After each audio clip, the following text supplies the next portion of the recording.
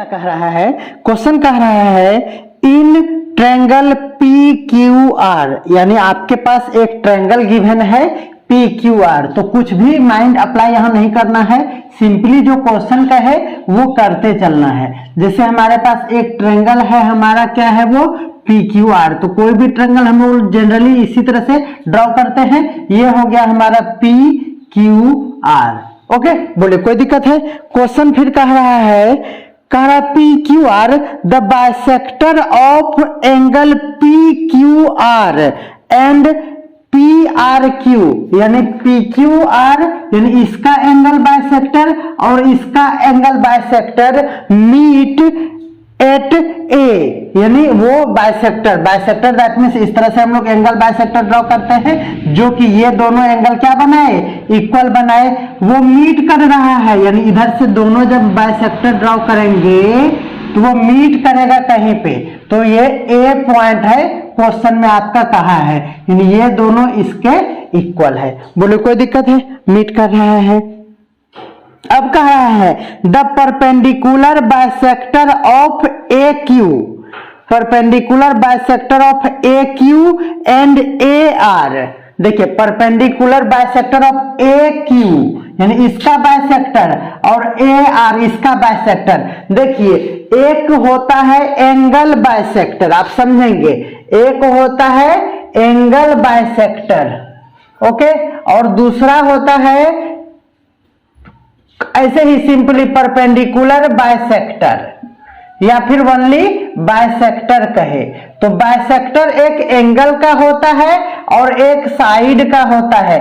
Angle वाले में angle जरूर मेंशन होगा, लेकिन जब इस तरह से बाइसेक्टर कहीं लिखा हुआ रहे तो आप इसको एंगल नहीं समझ के बाय डिफॉल्ट क्या समझेंगे कि वो साइड का है, यानी इसका बाइसेक्टर, यानी एक लाइन इस तरह से ड्रॉ करेंगे वो परपेंडिकुलर बाइसेक्टर होगा। समझ में आ रहा है ना? तो मैं ये समझा रहा हूं कि perpendicular bisector of B and C, यानी ये अगर हम लोग बोलेंगे तो बी, और ये अगर इस तरह से इसका बाइसेक्टर ड्रॉ करेंगे इस तरह से, है ना, तो वो जाके कहां मिलेगा, यहाँ पे इस लाइन पे मिलेगा, और ये हमारा होगा सी।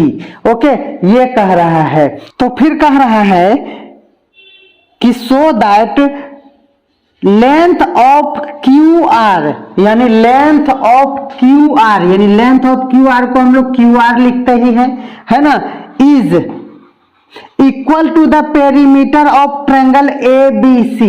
अब देखिए ये यहां पे है हमारा पॉइंट बी और यहां पे है हमारा पॉइंट सी, तो ट्रायंगल तो बन नहीं रहा है। यहां कह रहा है कि ट्रायंगल का पेरीमीटर, कौन सा ट्रायंगल, ए बी सी। देखिए ए बी सी का पेरीमीटर आपके क्वेश्चन में कह रहा है, इसका मतलब ये हुआ कि आपको यहां से इसको इस तरह से मिलाना पड़ेगा, इस तरह से आपको ड्रॉ करना पड़ेगा, और ये आपका ट्रायंगल बनेगा ए बी सी, और फिर इसका perimeter equal to this one. समझ में आया ना? Perimeter of A B C का मतलब क्या हुआ, ये मैं अभी समझा रहा हूं। Perimeter of A B C का मतलब यह होता है कि क्यू आर इक्वल टू आपको प्रूव करना है perimeter, that means sum of the side, यानी A B plus B C और प्लस ए सी, ये प्रूव करना है। ओके, तो क्वेश्चन में ये बातें कहा गया है, लेकिन आप जनरली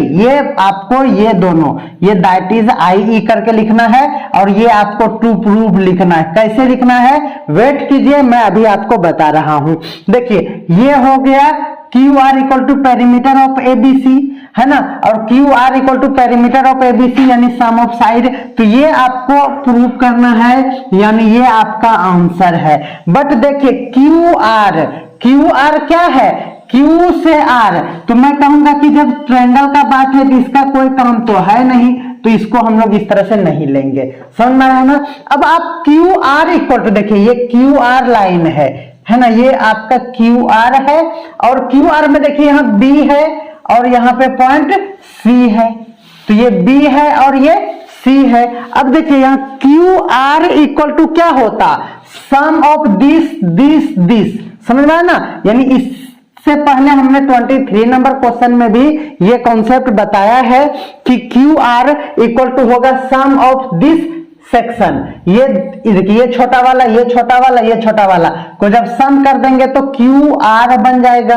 तो क्यू आर इक्वल टू होना क्या चाहिए, Q B plus B C plus C R, तो प्लस सी आर। जनरली तो ये होना चाहिए, लेकिन हमको प्रूव करना है ये। देखिए बी सी तो मैच कर रहा है, ए बी चाहिए हमको, और होता क्या है जनरली, ये होता है क्यू बी। यानी अगर हम Q B equal to A B दिखा देंगे तो मेरा काम बन जाएगा, और ए सी इक्वल टू क्या दिखा देंगे, सी आर दिखा देंगे तो काम बन जाएगा। इस तरह से आप क्वेश्चन समझ पाए होंगे, समझ रहे ना। आप इस कॉन्सेप्ट को बार बार देखेंगे तो आपको ये क्लियर हो जाएगा कि मैं बस यही कह रहा हूं कि आपको प्रूव करने के लिए एक अलग ही पैटर्न पे दे दिया है, लेकिन जनरली जो होता है जनरल कॉन्सेप्ट वो ये है हमारा जनरल कॉन्सेप्ट। ओके, तो जनरल कॉन्सेप्ट में ये होता है, आपको प्रूव करना है ये बीसी तो है ही, बट ए बी है प्रूव करना आपको। यहाँ क्यू बी होता है, तो क्यू बी और ए बी को इक्वल दिखा देंगे तो मेरा काम बन जाएगा। ए सी और सी आर को इक्वल दिखा देंगे तो भी मेरा काम बन जाएगा। तो इस तरह से आप कॉन्सेप्ट क्या था क्वेश्चन में छिपा हुआ वो आप जान पाए। तो बच्चों अब आप क्वेश्चन को अच्छे से समझ चुके हैं। अब हम लोग क्या करेंगे, तो हमारा एक ही टारगेट है, वो मैं टारगेट यहां पे लिख देता हूं, आपको नहीं लिखना है। मुझे सबसे पहले क्या करना पड़ेगा ना, ए बी जो है इक्वल टू दिखाना है हम लोगों को क्यू बी, ये दिखाना होगा, और ए सी इक्वल टू क्या दिखाना है, सी आर दिखाना है। ए सी इक्वल टू क्या दिखाना है, सी आर दिखाना है। ये हमारा टारगेट है। ये इक्वल दिखाने के लिए हम लोगों को या तो कॉन्ग्रुएंट दिखाना पड़ेगा या फिर कोई दूसरा माइंड लगाना पड़ेगा। लेकिन अगर ट्रायंगल बनता हो, देखिए यहां ट्रायंगल बन रहा है, ए बी से बनने वाला ट्रायंगल, तो देखिए ए बी से बनने वाला ट्रायंगल ये भी है और ये भी है। देखिए ए बी से बनने वाला ट्रायंगल, ए बी से बनने वाला ट्रायंगल ये भी है और ये भी है ना। और क्यूबी से बनने वाला ट्रायंगल, क्यूबी से बनने वाला ट्रायंगल ये है, सिर्फ और सिर्फ क्यूबी से बनने वाला ट्रायंगल ये है। तो आप इसको और इसको नहीं लेंगे, क्यों नहीं लेंगे, क्योंकि आपको पता है कि आपको ये देखिए यहां सटा हुआ है ना, तो हम लोगों को कॉमन साइड का यूज हो जाएगा। ये देखिए ये वाला जो है ना कॉमन साइड है, देखिए यहाँ बी है, ये हम लोग ट्रायंगल लेंगे तो यहाँ पे बी सी, इसको डी, और ये पॉइंट भी हम लोग क्या सपोज कर लेंगे ई। ये बातें आप अब फिगर में डाल दीजिए। तो ये हम लोगों को ए बी और क्यू बी इक्वल दिखाना है, तो ये वाला नहीं लेंगे, इसको और इसको लेंगे क्योंकि ये दोनों इक्वल दिखाना है। ए बी से बनने वाला ट्रायंगल का नाम है ए बी डी। तो हम लोग लिखेंगे, क्वेश्चन शुरू कर सकते हैं, in triangle A B D and triangle Q B D. तो क्या लेंगे, ट्रायंगल क्यू बी डी। आपको ये कंफ्यूजन होता होगा कि कौन सा ट्रायंगल कैसे लेंगे, तो वो अभी हम जस्ट बता दिए। आप इस कॉन्सेप्ट को बार बार देखिए, समझ में आ जाएगा। इसको क्या दिखाना है, कॉन्ग्रुएंट दिखाना है। क्यों कॉन्ग्रुएंट दिखाना है, क्योंकि हम लोगों को साइड इक्वल करना है, और साइड इक्वल करने के लिए आपके पास कॉन्ग्रुएंट सबसे अच्छा ऑप्शन होगा, है ना।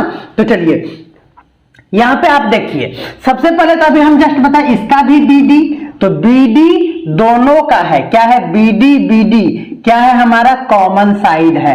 अगर आप ये ब्रैकेट में अगर ये रीजन नहीं लिखेंगे तो आपको मार्क्स नहीं मिलेगा, इसलिए ये लिखना बहुत ही जरूरी है।